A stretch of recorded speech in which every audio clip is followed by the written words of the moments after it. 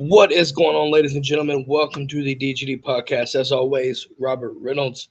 Got a lot to talk about yesterday morning, though, on 6/6 D Day, right? Bright and early. The Dogs get a commitment out of Justin Greene, out of Lawrenceville, Georgia, plays at Mountain View. Um, Big time need, right? Looking at about 6'5, 257. I guarantee he's probably bigger than that. Big time need though at the five tech, which we'll talk about it. But also, what can Georgia expect next? Right, there's a lot of that's 17 commitments right now. A lot to talk about there, though. We're going to talk about who might be next, right? Who's next, if you will. We're going to talk some more targets that I think Georgia can land. Also, a couple other things. Looks like the Jaguars on Twitter probably about an hour ago released their rendition of what their proposed stadium would look like after everything's done. I'm going to give my take on that, just an instant reaction for you. Also, seems like if you're a gamer, there's a plan to potentially try to boycott the game because of name, image, and likeness. What does that mean, right? Give you my thoughts on that as well. But loaded show. First things first, though.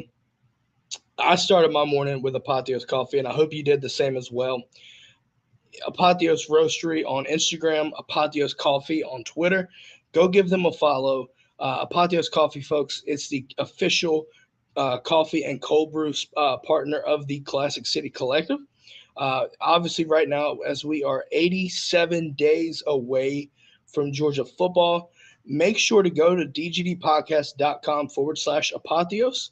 Use code COUNTDOWN and get 5% off your order.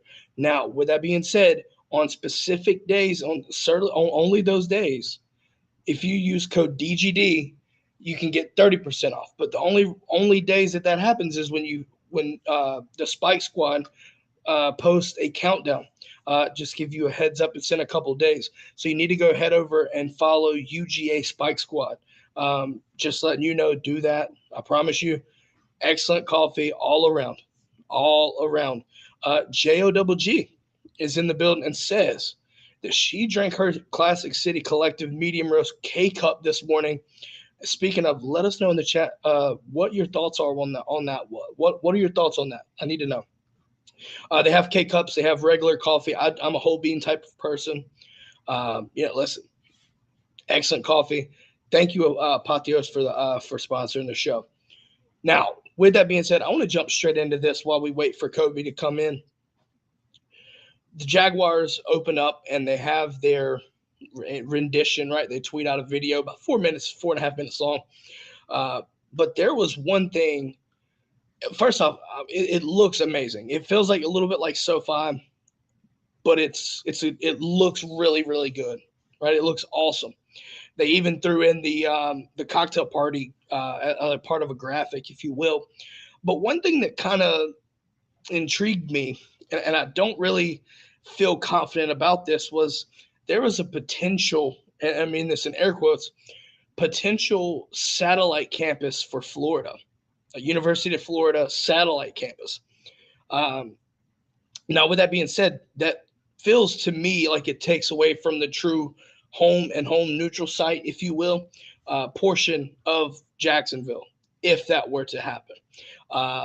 Listen, I'm not necessarily a fan of the satellite campus there, because if you're trying to prove to me that it's a neutral site game and this is why you should keep it there, sorry, that's a no-go for me on my thought. Right? There was hesitation to say it was a neutral site anyway, and if you bring on a satellite campus, there's no such thing as a neutral site game at that point. I'm sorry, but that's just how I feel about it. Listen, we're about to see a home and home, I would assume, right, while they do the renovations to the stadium. And honestly, I think if you see the environment, you're going to see ticket sales. Listen, whether it's in Athens between the hedges or whether it's in Gainesville in the swamp, both of those games will sell out. So every seat will be filled. And then also, what are the TV ratings? Are they going to, the TV ratings, how are they going to look with a home and home, right? Now I understand that it's a unique situation. Right? I understand the environment. People go there. Right? We've had this discussion before, but and let me know in the comments below, right? And on social media for that matter. If you're listening on podcast, let me know. What are your thoughts if they were to add a UF satellite campus? Right. To me, like I said, I just think that takes away the neutral site aspect of it. Right. I just don't see that being neutral site anymore, because if there's a partial campus there or whatever, you know, Florida could honestly say that's technically a part of their campus. Who knows? Right. We don't know. Obviously, it's way too early. But yeah, I'm just not a big fan of I love the way it looks. I'm not going to lie. It looks really nice. But again, I think that satellite campus is what's deterring me personally. And when Kobe comes on, I'll ask him about this as well in a little bit. But I'm going to get off my high horse here and kind of get back into the specifics here. DGD Pat says he drank 3 Mountain Dews. Let's go. I've got to do my due diligence to try to convert you to a Apotheos drinking. JWG says it was good. Nothing like smelling the grounds before roasting your own, but it was awesome. Yeah, I mean, listen, not everybody's a grinder, if you will. But no, I love the coffee. I love it.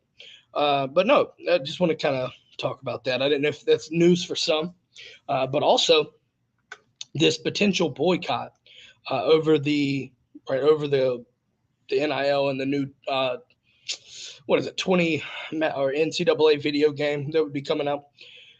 Listen, I think fans just want the game. I was huge on NCAA all the way up until the last one in 2014. I love the game. I tried to get every single one, and I'm sure there are a ton of other folks that want that game. My thought was that I'm not necessarily worried about it, and I understand why athletes would, but you have to come up with something. Like, if you don't want to opt in, you don't want to opt in, right? There shouldn't be a reason to boycott. Like, that's just my thoughts. Listen, I just want the damn game. Just give us the game. If that means generic rosters, well, I don't care. I really don't. I just want college football game. That's all. I just want a college football video game and be done with it. Like I said, I understand, trying to get more out of it and everything like that. But I just think that when it comes down to it, the first year is going to be nuts, but people are going to buy the game. If it's a functional game and it works that it could be like it should, there's no reason for me to believe that you could sell it every year and never have issues ever. And I'm okay with that. I just think that we just need the game. And I think I can speak on behalf of a lot of people that play college football video games. But that's my thoughts. Again, leave your comments what you think. Do you think there should be a game, or do you think it's right for them to boycott? Let us know what your thoughts are on that. But first, I think it's time to start talking. Like I said, obviously, 6-6 yesterday, right, June 6th, Georgia gets a commitment from Justin Greene. And by the way, before I forget, happy 6-7 to our friends down in Gainesville, because that's where you're always going to be, if not worse. 6-7. Fuck you, Florida.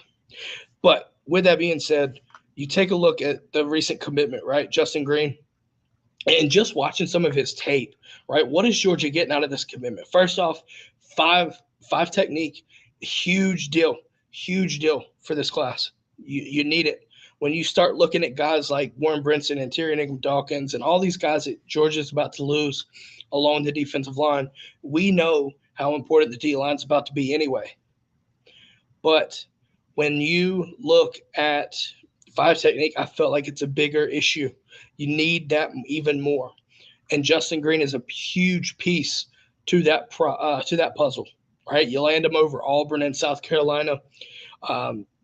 Like I said, looking at the On3 industry ranking, he's 108th player nationally. Like I said, 6'4.5", 6'5"-ish, 257. I wouldn't be surprised if he plays a little bit bigger than that. And one of the things that stands out is his hand. He fights with his hands.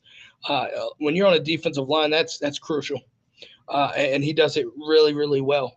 He can live in the backfield, and that's something that you need as well. Just overall, I'm extremely excited for it. First D-line commit, by the way, so far in this class, in the 2024 class, which is wild to think. It is what it is, but I don't think that is just the end of it. It's definitely not. I think there's more to come. But I do want to take a look at what Georgia's class is composed of right now, and then arguably see what could be next. Right? You look at obviously the headliner, Dylan Raiola, Ellis Robinson. There's your 5 stars. DeMarcus Riddick, depending on where you look at, as a 5-star.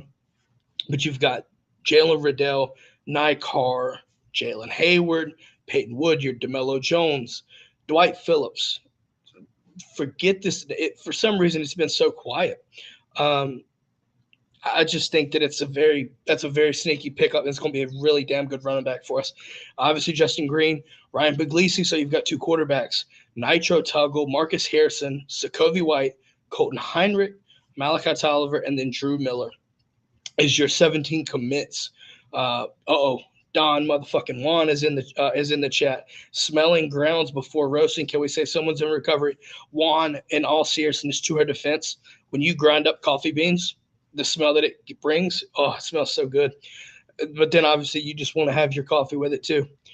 So I'm going to go up on her defense there. It's not recovery. I promise you. But no, going back onto the side, into the things. All right, so you're looking at a lot of offensive pieces, right? But the question comes, who's next and what could be next, right? What does Georgia need in this class remaining wise? I think you still look at more defensive linemen, right? Probably 5 techniques. You're going to get that. I think you look for edge rushers, receivers. I don't see an issue. I don't see a situation where you take less than 3. I think you need 4 receivers just because of what you're about to lose. Just because what you're about to lose in the receiving class. So I think you look at receiver, some more pieces on the defense, and then you've got Riddick at linebacker, but you miss out on Sammy Brown. So what does that look like too? I think you're going to go to possibly even 3 linebackers, depending on who wants to come. I think safety set outside. I think you're looking at KJ Bolden being your main target there. It's going to be interesting to say, none the least. But if you're a person that loves the crystal balls, I think it's going to be interesting here. But before that, Juan does say Puglisi and Raiola are working together to bring in recruits. Love this for the Dogs. Yeah, so I'll pose that and comment on that. Actually, I definitely think that is a huge deal. Huge deal there that you have 2 quarterbacks working together. Obviously when Raiola committed, there was also that huge speculation that Puglisi would decommit, but it seems like he has took that in stride, and that is best case scenario for Georgia. Just saying that right there. That is huge. You're working on getting the same guys, maybe even some different guys, which we're about to bring up here as well. Also, he says that KJ is in the bag. He thinks that KJ Bolden will be a dog. Juan, and if I had to say so today, I think so as well. Just going to leave that there. Excuse me. Let's see. DGD Pat, going back to our NCAA discussion, video game discussion.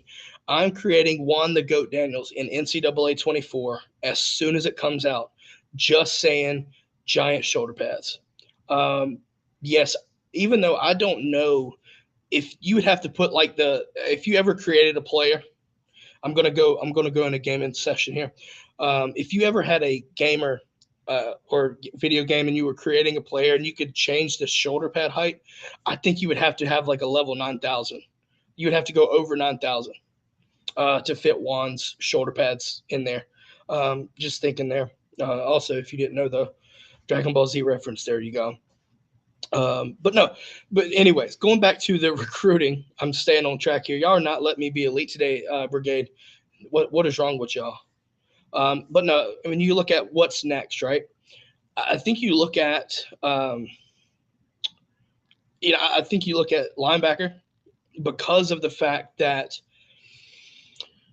You lose on Sammy Brown, and that was painful to see. In all seriousness, it's painful because he's such a good player, but if you're in on it and you understand, he just fits better at Clemson.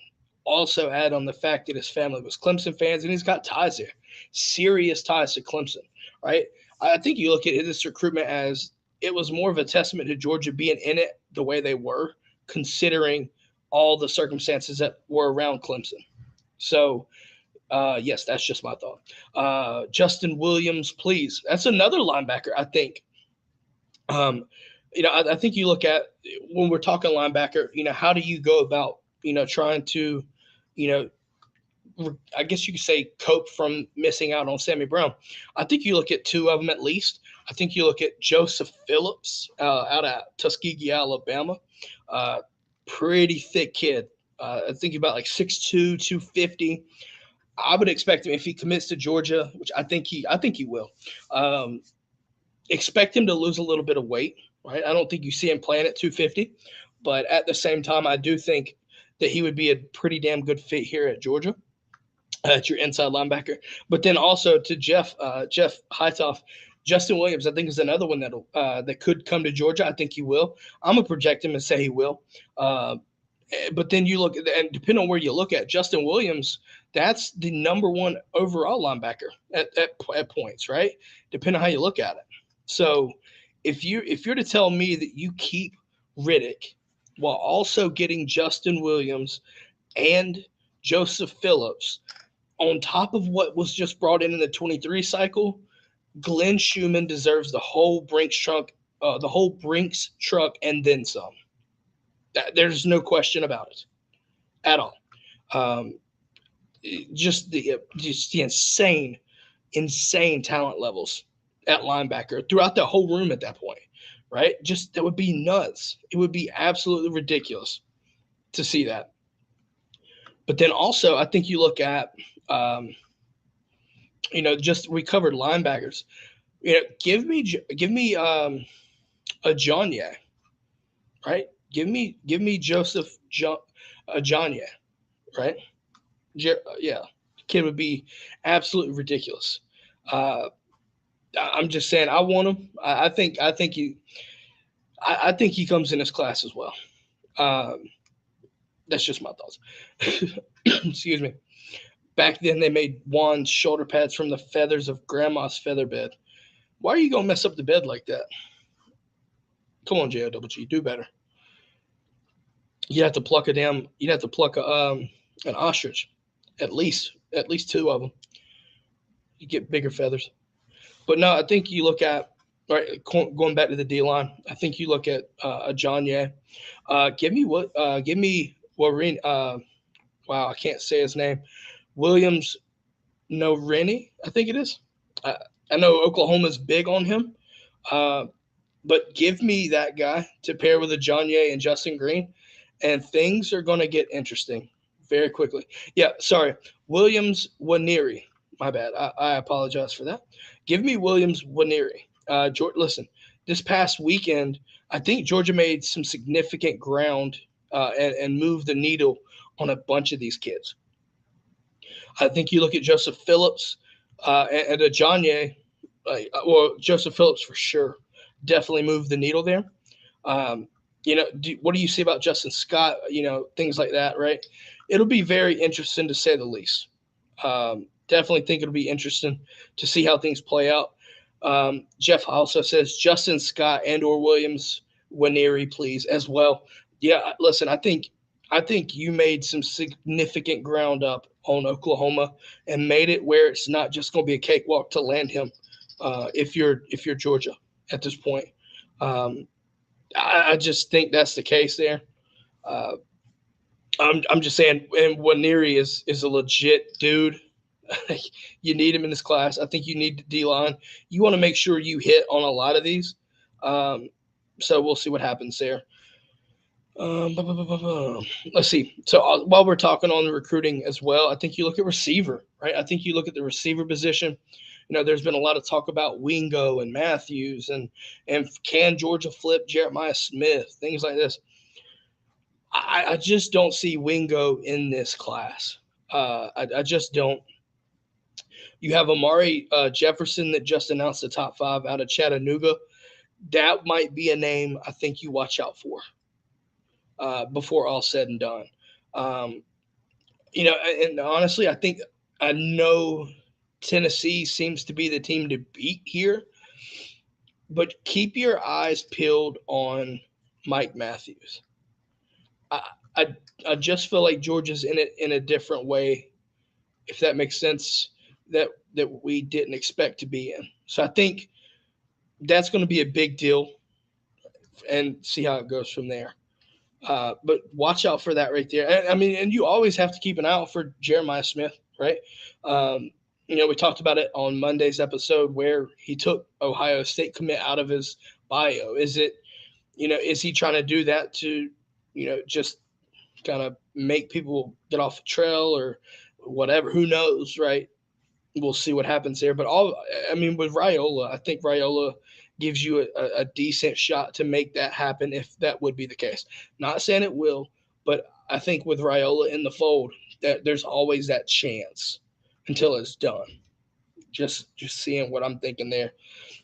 But I do want to take a look at some upcoming visits this weekend. You got another huge visit list. I wouldn't say it's as big as this past weekend's, but nonetheless, there's still another weekend of just loaded talent. All right, he starts off with you look at coming in on Thursday. You got Puglisi coming in, and then you're looking at the weekend coming in Friday. That you've got this is where it gets interesting. You've got KJ Bolden, Mike Matthews, Edric Houston. That's 2 Buford guys. Jordan Ross, Jordan Thomas, right? Jordan Ross being the edge, 6'4.5", out of Alabama. Jordan Thomas up in New Jersey, 6'6", 270-ish. You got Nitro Tuggle, Ethan Callaway from here up near Charlotte and Morrisville, North Carolina, out of Lake Norman. Chauncey Bowens, which is a Florida commit running back. I think that is one to watch because Georgia does need some running back. It would not surprise me if Georgia takes 2 or 3 even running backs in this class. Watch out for Chauncey Bowens and Gator Garbage. You just hope we don't take them. We'll see what happens. Then you've got Fletcher Westfall out of Leesburg, Virginia, offensive tackle, and then current commit Malachi Tolliver. Those are guys coming in on Friday, and then Saturday you look at Jalen Hayward coming in. So you've got a bunch of commits on this, upcoming this week that are going to be taking their official visits. Actually, we're going to do this. We have to do this. I would like to apologize, Juan says, for not mentioning this on Monday, but Utah is trash. I'm just saying. I don't know if there's going to be an episode from now on that doesn't say this, but yes, we got to let Juan say what he's got to say. But overall, right, this weekend's visits, I think you're looking at a big time weekend. See, confirm and see maybe if you can get some of these commits to completely shut down their recruitment. Maybe that's the case, right? I definitely think the weekend or the visit of the weekend, got to be KJ Bolden. Got to be KJ Bolden. That is a guy that you need in this class. I know you've got Hayward and Woodyard, and DeMello and all them, but KJ Bolden in this class would be absolutely huge for Georgia. And like Juan said earlier, he thinks that it's Georgia to lose there, and I agree with him. Because it's my show and I can do what I want, JOWG. If you're not, she says, why you got to highlight BS comments like that? I'm just saying it's my show and I'll do what I want. That's just as simple as that. But yeah, so you got a big list. Let us know. Speaking of, if you're watching this, let us know who you think is the weekend's biggest visit. Excuse me, I'm having a tough time today. But yeah, no, I think, like I said, KJ Bolden bringing his family in, and getting that Buford pipeline, I think, is going to be fun to see if you can get it done. Try to establish that, because Buford's been one of them schools that kind of just hits you, and it hurts because it's in state. But you start to see a lot of kids go to Alabama and elsewhere. It's just like you need that situation there. Obviously you're looking at just another weekend in June of some huge visits. Uh, Listen, I think you're going to see some big momentum moving forward for sure. I just think when it all's said and done, I think you have KJ Bolton in this class. I think you look at, maybe you get some other folks, and maybe some, where we sit right now. Maybe after this weekend, you start to see some things change, and kids want to come in and commit. So obviously, we'll see what happens there. We'll take a few minutes for those that are watching. If you want to do a quick Q&A, drop some questions and comments if you'd like. But in the meantime, we'll take a quick second to bring up our second sponsor, and that's Alumni Hall. On Twitter and Instagram at Alumni Hall UGA. Go give them a follow. Located in Athens, 10 minutes away from Sanford Stadium. Got licensed Nike, Cutter and Buck, right, all these different types of brands, all licensed. Southern Tide.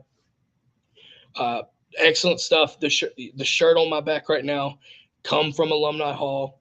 And also from now until June 18th, so you've got 11 days, DGD Dad 23 from now until then, for Father's Day, in store and online. Get you 20% off your order. Head over to dgdpodcast.com/alumni hall to learn more about Alumni Hall if you're not familiar with them. But make sure you use that code and get you some nice stuff, especially for those dads out there as Father's Day approaches. With that being said, we'll go back over here to Jeff Hightoff. Huge weekend if we were to have any shot with Houston. Speaking to Edric, I think it's interesting to see, as it stands right now, I don't know if Georgia lands Edric. I know Edric's a good player. Juan has some familiar. Juan's familiar with Edric. He can probably explain more to you, Jeff, about that. I just think it's Bama or Ohio State at this point. But with an official visit this weekend, I think it is interesting to see what happens and what comes out of that per se. I just think that's something to watch for sure. And also, he asked, what's the word with the defensive end Lightfoot from Chicago? Is he taking an official visit to Athens? That's a good question. You might see it. I think you know you're talking about Lightfoot. Excuse me. Oh, my goodness. Lightfoot. I haven't saw anything just yet. I would definitely keep an eye out for that to see, and just go from there. But I don't think I haven't heard any news about a visit being set up just yet, Jeff. So that'll be something to kind of keep an eye out for as we move on through June. So I think that's something right there. From that, so obviously with our 17 commits, let us know who you want in this class. Let us know. I'm gonna pose a question. And make a prediction for everybody that's watching. Who is the next Georgia commit? Who do you think it will be? It can be anybody. Who do you think the next player to commit to Georgia will be? I think we'll wrap that up and leave it there. With that being said, obviously, Georgia had a huge weekend this past weekend, and things went really, really well. And you're looking at another loaded weekend of official visits. And then obviously, the new stadium in Jacksonville, right? I'm not necessarily a fan of the satellite campus, like I said earlier, but the stadium does look nice. It looks like SoFi. It's got a ring to it, if you will. It kind of rings a bell if you're a dog fan. And then obviously the NCAA game. Just give us the game, folks. Just give us the game. I don't care about names. As a casual fan that loves to play video games, especially college football, it's been since 2014. I just want to play the video game, please. I just want to do a dynasty and do what Kirby Smart's doing. That's all. But with that being said, that's all we've got for today. Make sure to like, follow, subscribe, and if you're listening on podcast, leave us a review if you like what you're hearing. With that being said, have a great day. Have a great weekend. We'll catch you back up on Monday to recap this weekend's visits, and go Dogs.